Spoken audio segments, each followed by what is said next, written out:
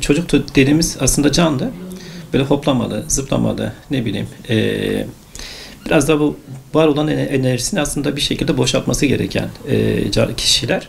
Ama bu salgın sürecinde maalesef hani bu çok fazla gerçekleşmedi. Normalde dışarıda akranlarıyla zaman geçirmesi gereken, hoplaması, zıplaması gereken, oyunlar oynaması gereken çocukları eve hapsettik maalesef. Bu da çocuklarda böyle var olan enerjinin dışarı aktarılmamasından kaynaklı. İşte çocuklarda hırçınlık, dikkat eksikliği, işte maalesef sosyal medya ya da teknolojik aletlere çok fazla zaman geçirmelerinden kaynaklı fiziksel olarak bazı rahatsızlıklar, göz bozukluklarının hani meydana geldiği bir dönemine girdik.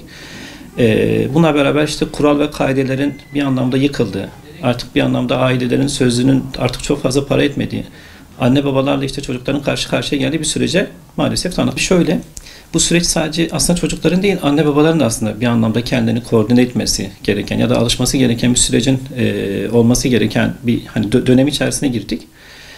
Anne babaların özellikle bu ilk dönemlerde çocukların belki de ilk defa böyle okula başlayacakları heyecanı taşıyıp gerekirse işlerinden, böyle güçlerinden belki de izin alıp çocuklarına eşlik etmesi gereken bir dönem.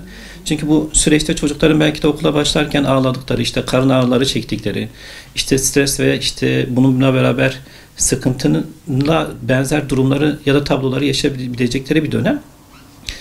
Bu sebeple çocuklar bu süreci yaşarken çocukların yanında olmaları, çocuklara bir anlamda en azından manevi anlamda destek vermeleri, yalnız olmadıklarını ya da korku ve kaygıları geçene kadar, alışma süreci, adapte süreci gerçekleşene kadar çocuklara bir anlamda destek olmaları önemli. Bununla beraber evdeyken belki de çocuklara okuldaki süreci nasıl geçireceklerine dair ipuçları, işte orada el hijyenine nasıl dikkat edecekler, maske kullanımı nasıl gerçekleşecek.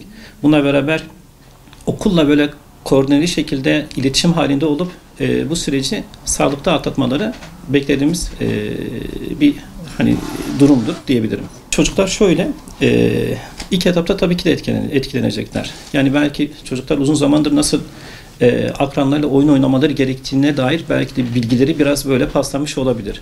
Bu da ilk etapta bazı zorlanmalara yol açacak ama burada öğretmenlerin özellikle çocuklarla kuracakları ahenk ve uyum bu sürecin daha hızlı hani geçmesini sağlayacaktır.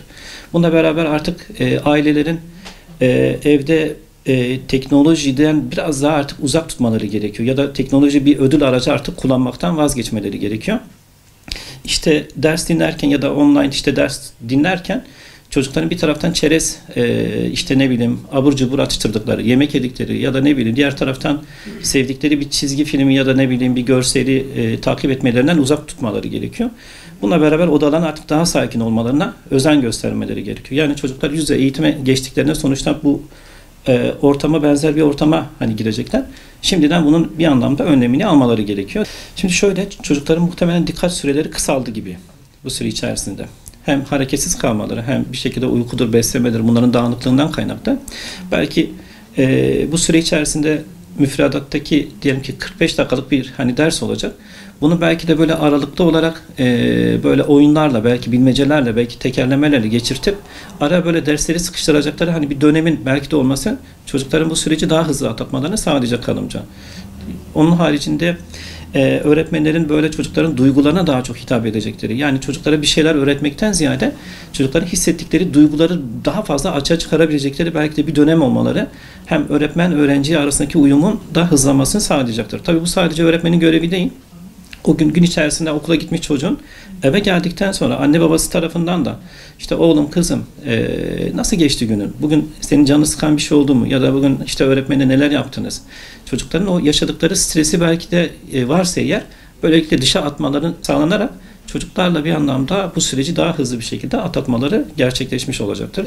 Sonuç olarak dağınık belirsizlikler dolu ya da her gün bir anlamda dönüp baktığımızda işte kötü haberlerin ev içerisinde böyle yaygın olarak dile getirildiği, işte felaketvari işte yorumların yapıldığı, anne babaların yaşadığı o kaygıların, korkuların çocuklara geçtiği bir dönemden geçtik. Bu dönemi hani yeniden belki de evritmek gerekiyor. Bununla beraber işte çocukların ne zaman yemek yiyecekleri, ne zaman beslenecekleri, ne zaman uyuyacaklarının belli olmadığı bir hani süreçti bu. Bir anlamda artık anne babaların bunu yeniden rayına koymaları gerekiyor. Çocukların işte teknolojiyle ilgili yaşadıkları bu aşırı derecede bağımlılık ya da içli dışlılığı biraz daha böyle kurallarla, kaidelerle artık bir anlamda netleşmeli. Bu belki ilk başta çok zor olacaktır anne babalar için. Ama işte kurallar, kaideler, bir anlamda sınırlar net bir şekilde çizildikçe, arkasında duruldukça da bir süre sonra çocuklar da bu sürece daha sağlıklı bir şekilde uyum sağlayacak. Anne babalar da bir anlamda bu süreci daha sağlıklı bir şekilde atlatacaklar. Ama ilk etapta zorluk yaşayacaklarını da söyleyebilirim buradan. Ama dayanırlarsa, sabır gösterirlerse bu süreç daha hızlı ilerleyecektir. Anne babalar için de çocuklar için de daha iyi olacak. Çocuklardan belki sonuç olarak şunu çok beklememek gerekiyor. İlk etapta çok büyük başarılar beklememek. Çok böyle nasıl söyleyeyim işte derslerden aldıkları, kavradıkları konulardan ziyade çocuklarımızın sağlığı bizim için çok daha kıymetli. Ruh sağlığının önemli olması, sağlıklı olması daha sonraki aşamada zaten öğrenmeleri gereken bilgi ve becerileri bir anlamda daha da hızlandıracaktır. Bu açıdan çocukların ne öğrendiklerinden ziyade ilk başta yaşadıkları duyguları, düşünceleri, ruh halini daha çok böyle önemsemek ilk etapta gelecek önceliklerden biridir diyebilirim.